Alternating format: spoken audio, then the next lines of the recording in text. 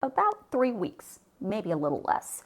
That's about how long Congress has to really get stuff done before the midterm elections. Now, I know you're going to say, but Lisa, the midterm elections aren't until November.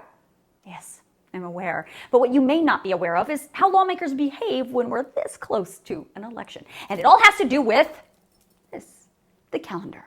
Starting today, Congress is back in Washington after their 4th of July recess. From today until about August 5th, the Senate will stay in D.C. And from today until July 29th, the House will be there too. But after that, it's back to their home districts and midterm campaign season is in full swing. Now, I have said this before, but for those of you who are new, the reality of politics in this country is the closer we get to an election, the less likely it is that anything actually gets done in Washington, D.C.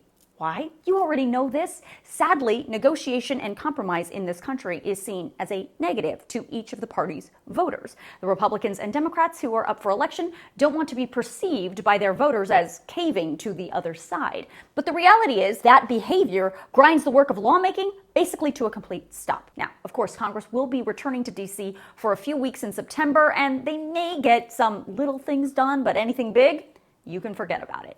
Now, here's the problem. There is a pretty big piece of legislation that really does need to get passed, and some things the Democrats really want to get done while they still have that slim majority in both chambers. The big piece of legislation I'm talking about is funding for the CHIPS Act. I talked all about that bill in this video and what it would do, but the Cliff Note version of where we stand today, both chambers passed a version of that bill. Now, House and Senate lawmakers need to negotiate the differences in order for it to actually become a law. Now, on the Democrat side, they have several big ticket items that they want to push through, like pass a bill to lower prescription drug prices by giving Medicare negotiating power over pharmaceutical companies, pass another bill to extend the subsidies for Americans to buy health insurance under the Affordable Care Act, and they want to raise taxes on companies and high-income earners. Not to mention, since the Supreme Court abortion ruling, they've been working to pass a bill to codify abortion rights nationwide. Now, whether any of this gets done is anyone's guess, but what we're not guessing about is the calendar.